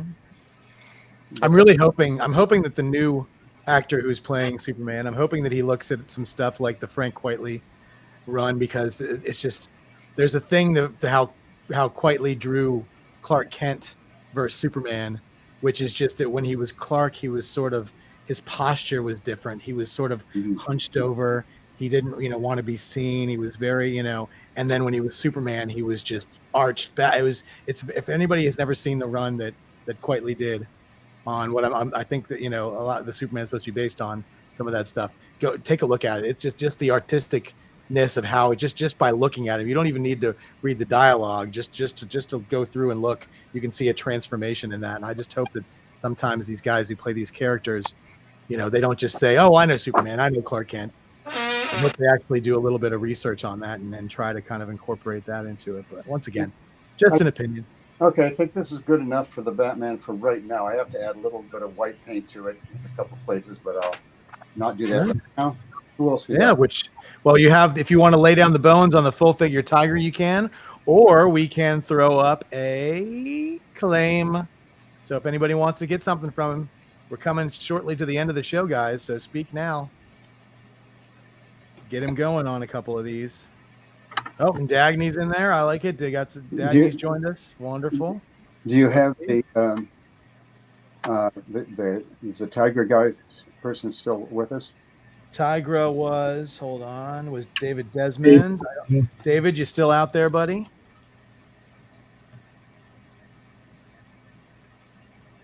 No. See if he's still out. Well, we have to wait about 20 seconds for the. Oh, okay. Yeah, there's a little delay between when we talk and when it actually hits the live broadcast, and then he's got to type. He could be in the kitchen making some noodles. You never know what these people are doing. Yep, he's here. David's there. So, yep, David, he's laying down the bones on your Tiger right now.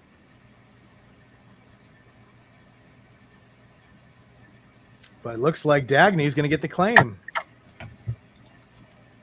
So Dagny, let us know what you would like, if you want a headshot, a torso, or a full figure. And like I said, if he's doing a torso or a full figure, he'll probably just lay down the bones a little bit. And, depending on if you get a headshot, he'll probably do it live right on the show. Unless it's like, Galactus or something.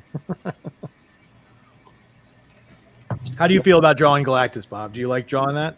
Galactus is easy. He's a grim-looking guy who wears a hat box on his head. And like a lot of Jack Kirby inventions, his outfit changed from time to time. So the first few times I thought, oh my God, I got to follow this and I got to figure it out. And then I realized, no, that everybody's doing it a little differently, so I can too. Right. So Dagny wants a torso of Dr. Fate. So that'll be interesting to see.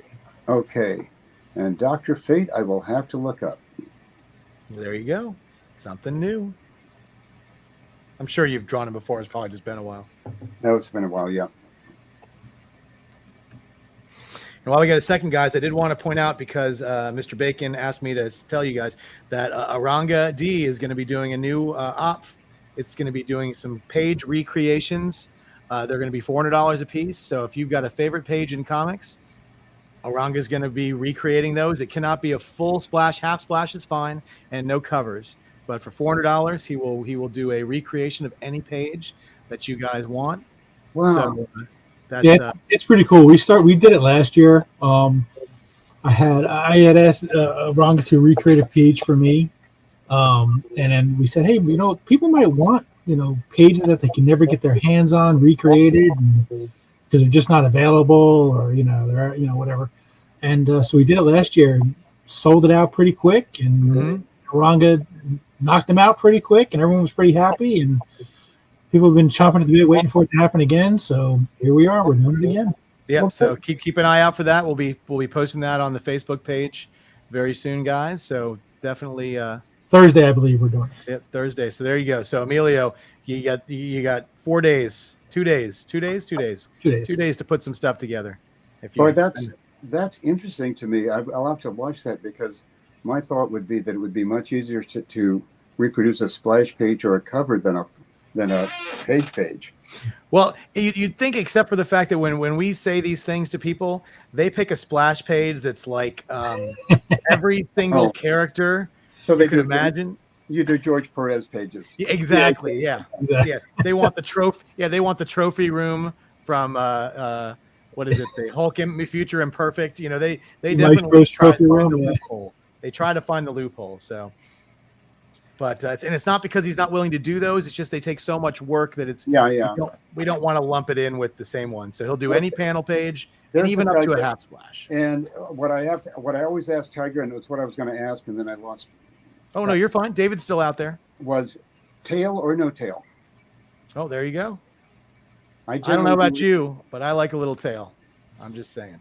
You're just saying, okay. I usually do it without the tail, just because she didn't have one when I was doing her. And that came along a little later. Gotcha. So no tail or tail. David, if you're still out there, let us know. Otherwise, I will do no tail. Yeah. And everybody noticed that her breasts are not larger than her head. I want to point that out.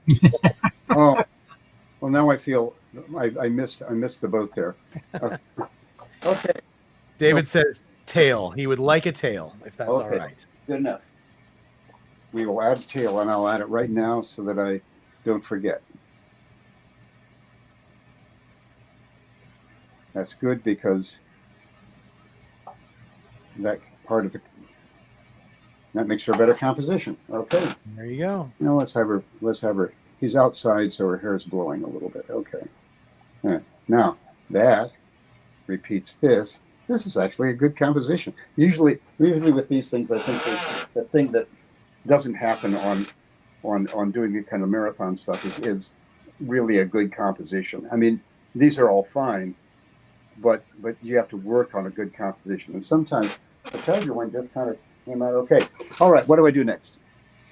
So the next one is the Dr. Fate. So you're going to have to grab your computer / iPad and check out a little No, reference. That's going to be a torso. I'll have to grab the. I think I know what he looks like, but I got to make sure. Sure. And Michael asked, do you base your Tigra like her on a person, on an actual real person, or do you just have like a vision of how she looks in your head? If I have a lot of time, I will often, with any character, sometimes just go to a real person because it lends a little something to that you otherwise wouldn't see. But in what I'm doing now, I would, yeah, that's what I thought. He's got that. Well, I'm going to do one. I'm going to find him here nonetheless, just because I. Mm-hmm. There's probably Ken's probably got a couple of them. You could probably find some good ones in there. Let's see. You have to find like comic version, or it's going to have all of these like live action and painted ones, I think. There you go. Let's look for a good one. Oh, I like the one on the superpowers one, all the way at the bottom on the third one over. From the, it looks like the superpower action figure one. No, one over, one more over. The other way. The other way. No, that way. You said action figure. Well, I meant the action. The right there. That's the one. Look at that. That's going to be. Oh, I couldn't tell what it looked like. All right, that's a little too cartoony, but I love the superpowered ones. Those are good. Let's see. Yeah. Oh, then you got the. Oh, wow, that's like a Sienkiewicz kind of one. No, it's not going to work. Let's see. I wouldn't think it'd be so hard to find a good Dr. Fate. I've seen so many. Oh, that's a Simonson right there, isn't it? Almost looks like one. Okay. Well, I've got all I need here. Sure. There you go. Yeah. I probably will reproduce somebody else's pose anyway. Not that I wouldn't. Not that I'm above that.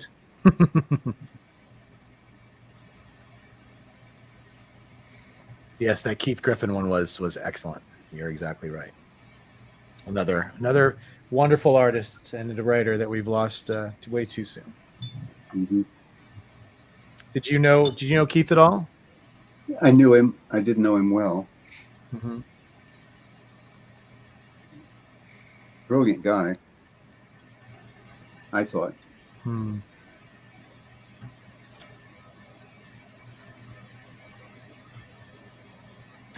Raleigh's come back. I thought the show was over. Why would you think the show was over? We didn't go anywhere. All right, Raleigh, since you're there, just for you, I'm going to give Ken the wink wink, and he's going to do this.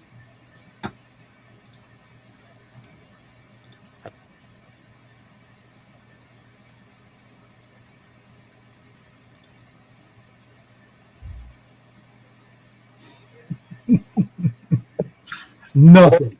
Nothing. We got nothing. He thought the show was over again. Unless that's a response to something from like 12 minutes ago. Maybe his internet is so far delayed that He's on a 12-minute delay. yeah, something. I don't know. That's funny. Riley, I don't care what Jeff says about you. Okay.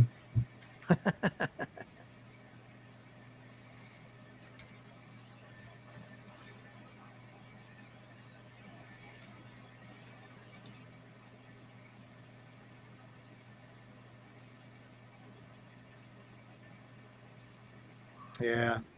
No, Griffin was great. His writing, his stuff, his most famous stuff is obviously probably his Lobo stuff and creating Rocket Raccoon, but he did so much stuff for comics. It's it's just sad. We're all getting to that age now though, where it's, a lot of the artists that we grew up watching are, everyone's getting a little bit older. So we're going to, it's going to happen more and more often. It's just very sad. But all the more reason for people to enjoy all these older comics and go back and look at some of this great work over the years. It's just, there's a lot of comics now, but like I said, back when when I was, 12, 13, 14, when you only had like, 14 or 15 books for each company. It was. Now they do There was 14 a- books of each comic.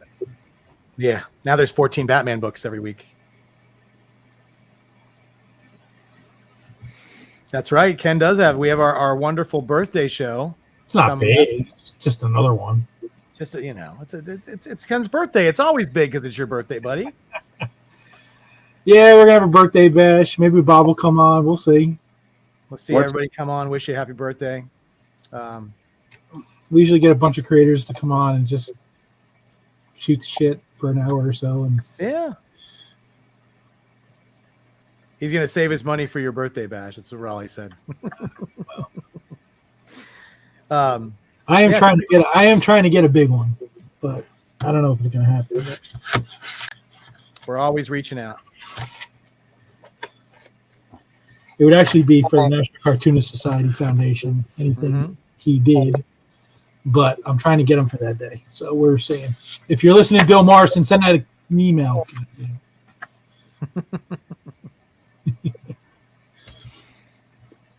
I got lucky last year when we were doing the live show and Sergio was on, and he did me a little birthday sketch. Oh, that was awesome. That was so great. Yeah. We had Sergio Aragones on, Bob, and before the show, I mentioned that it was Jeff's birthday.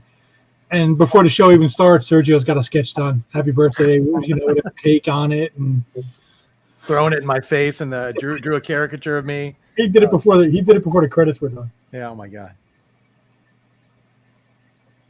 Sergio's. I have never met Sergio. What a Actually, special. I may have said hello to him at Baltimore, but I didn't really meet him. He was such a crowd around, and I think I pushed through and just said, "Hello, Sergio. I'm a comic. I'd like to meet blah blah blah." But I'd love to meet him. People just talk about him as being just the nicest person in comics. I've never met him face to face, but I've had the privilege of doing shows like this with him and talking with him personally, and he's an absolute treasure. I mean, just the sweetest guy in the world. Great stories, great insight about everything, and yes, and he does have the positive best attitude about everything. He's got the best mustache in the business. Yes, he Best does. mustache and ponytail. Okay, there's that one, and we need a cape, don't we? I don't. Oh yeah, don't forget the cape. Well, let's see, guys. We're gonna throw, and I'm gonna tell. We're gonna throw one more claim up, but we're almost close to the end here, so we'll throw it up just in case anybody missed out. See if Bob wants to, if we can fit one more in here before we head out for the night. But we've done some amazing pieces. And like we said, he's going to finish most of these that you didn't see done on the show. He's going to finish afterwards. Mm-hmm. And then depending on how long you want to go, it's only, I'm in the Midwest, so it's not even 8 o'clock yet. So. Oh yeah. Well, we used to. Sometimes we would take these shows on and on and on and on. We would go on. We've done shows that lasted hours. The only problem now is that we have another show that we do on the 4C channel, which is we record later on this evening and then we air on the weekends for it's a different kind of show. But so we basically get about a 30-minute break between the 8 o'clock your time, and then at 8:30 we start recording that show. And it's a football show. We have a wonderful ex-football player for the New York Giants, Mr. Pepper Johnson. And it's a show about him talking about all kinds of football from today and telling tales from back in the day. And he won, a couple Super Bowls with the Giants. He coached for the Patriots and won 3 Super Bowls with them. So it's a nice little way we're trying to sort of expand our channel. But normally, yeah, we used to go. Sometimes these shows would go on for hours and hours and hours. But now we're in a little bit more of a 2-hour. That's what we always tell people who are kind of hesitant, who don't know if they can fill 2 hours. We're always like, believe me, by the time we're done, you're going to want to stay on for longer. It's going to go by so fast. We just have to do another one, Bob. That's all. Oh, absolutely. I would be glad to. This has been fun. Nice. Yeah. All right, guys, we're not going to get any more claims we'll watch Bob do a little more on this as soon as he wants to set it aside. I think we'll set this one aside. Oh. I think the one that I didn't do enough with was Jan, because I wanted to change something. Yeah, Sure. yeah. Let's see some of that. Yeah. And I'll go, then I'll kind of finish these in the order that they were given to me. And she, And Michael Stewart snuck in there. All right, Michael, if you want to get something, I'm going to give it to you. I'm not even going to wait for anybody else. We will take that claim. So you let us know what you want, and we'll probably I would dare to say you're going to be the last claim of the night. So you let us know if you want a $150 headshot, a torso, or a $300 full figure, all 9x12. And Mike, I don't know if you've purchased from us before. If you haven't, if you can message either me, Ken Carson, or Chris Bacon on Facebook with your information so we can invoice it. He wants a Black Widow head sketch. okay. there you go, Black Widow. Wow, that should be nice. Black Widow head sketch. I don't know how you can differentiate that with just a head, but I'll be curious to see how Bob does it. Well, what I will do is we'll probably show just a little bit of her outfit, but I can also do the her hairdo back from the 70s when she had this very Russian-looking hairdo, and it was uniquely Black Widow. I mean, I could always do the gray Black Widow, but I didn't like that. I liked it.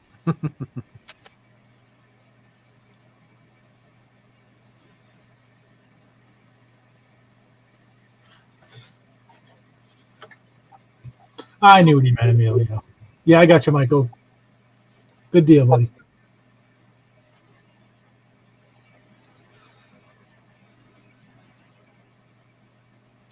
I was like, wait, we're selling Greg Horn pages? I missed that.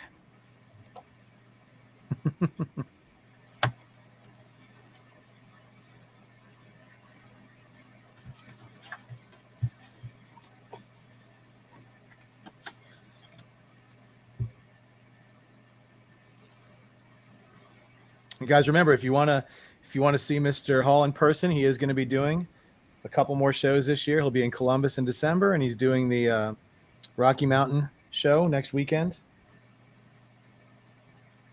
And he's got a list of shows for next year already. I'll be Columbus at the end of the year, in December also. Mm-hmm. GalaxyCon.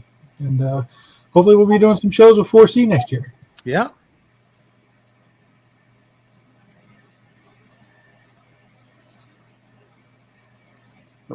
Still don't like that. Everyone, something I don't like it. I'd change it. That is your prerogative, sir. That's it. Well, after this one, guys, he's gonna knock out that Black Widow headshot, and he's got that Dr. Fate looking ready to go a little while.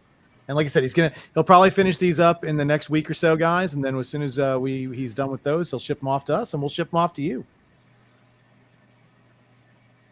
Let's see. Andy's got one last question here. He wants to know which writer did you have the best rapport with when you were drawing?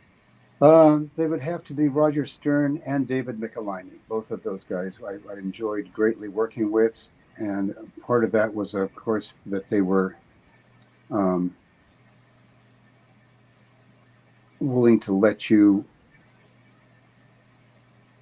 have some say in the storytelling, so that I could come up with ideas, and they did not object. But also just the stories were doable. Every once in a while, you'll get somebody who just has trouble figuring out what you can and can't do with action. So some writers, you'll get what I call "and" pages. Spider-Man breaks through the door and hits somebody who's the villain, You know what I mean? And you have to say, well, no, that's 2 panels. Well, no, you can do it in one, can't you? No, I can do it, but you won't like it. You know, and that's, well, with Spider-Man, you could do it. You could have him throwing some webbing across the room or something. But you know, you figure out ways to do it. But that kind of drives you nuts when you have somebody that's really can't visualize on their own. You have to visualize for them, which is, of course, something you should be able to do as an artist. But if the writer doesn't have a certain amount of ability for that, it can be kind of difficult. But Roger and Michelinie were great.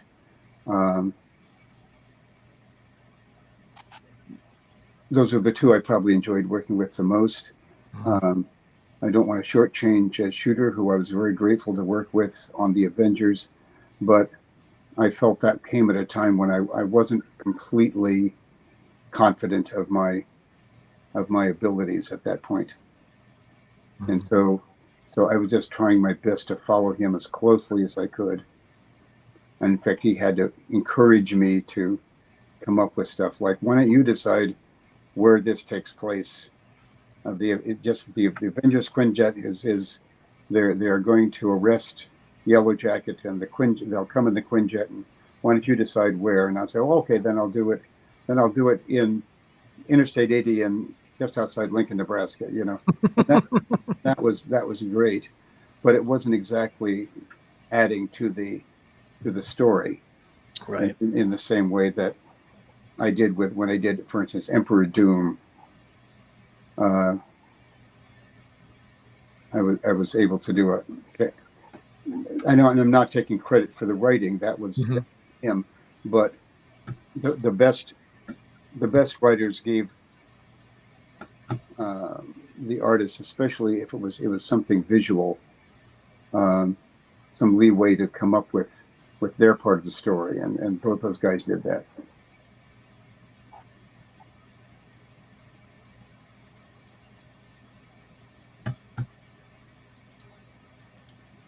Boom. Okay. I like it. I like. Yeah, I can see what you're talking about. The hair. I dig it. Yeah, that's great. Mm-hmm. Yeah, she had that strange kind of little bun on top for years, and so if I do that, then at least you've got the 70s version of her. Mm-hmm. Boom. If I was a little bit more bold, but not in this time frame, I could try to do the movie version, but and do a portrait. But I think probably that's not going to happen at the. Well, there you go. Something for someone to request next time. There you go. But we have run out of time, guys. We are at the end of our show. We want to thank everybody who watched tonight, everybody who's watching later. Thank you guys so much for being a part of the 4C family. We want to thank Mr. Hall for joining us tonight, and we're so happy we got to reschedule from last month, and so sorry to hear that you actually got a little sick during the other show, but glad you're feeling better. COVID happens. Yep. And I'm vaccinated up the wazoo, so it wasn't very too bad. It was just not. You get there's a certain exhaustion that sets in that keeps you from doing what I just was doing tonight. I wouldn't have the energy to do it. Right. No, but thank you guys so much. And remember, we are going to drop that Oranga D op on Thursday, and then we'll see you guys all next Tuesday. And don't forget, if you're a sports fan, to watch our Pep Talk show. And if you guys want to hop over to YouTube and like and subscribe, we would love that. That way you don't miss out on any of these shows. Next Tuesday, we have Livio returning. That's right. Livio Ramondelli. So you Transformers fans out there, be ready. Mm-hmm. Oh, man. Nobody draws the Transformers like Livio does. So come back and check that out, and we'll see you guys next week. And thank you so much. Bye.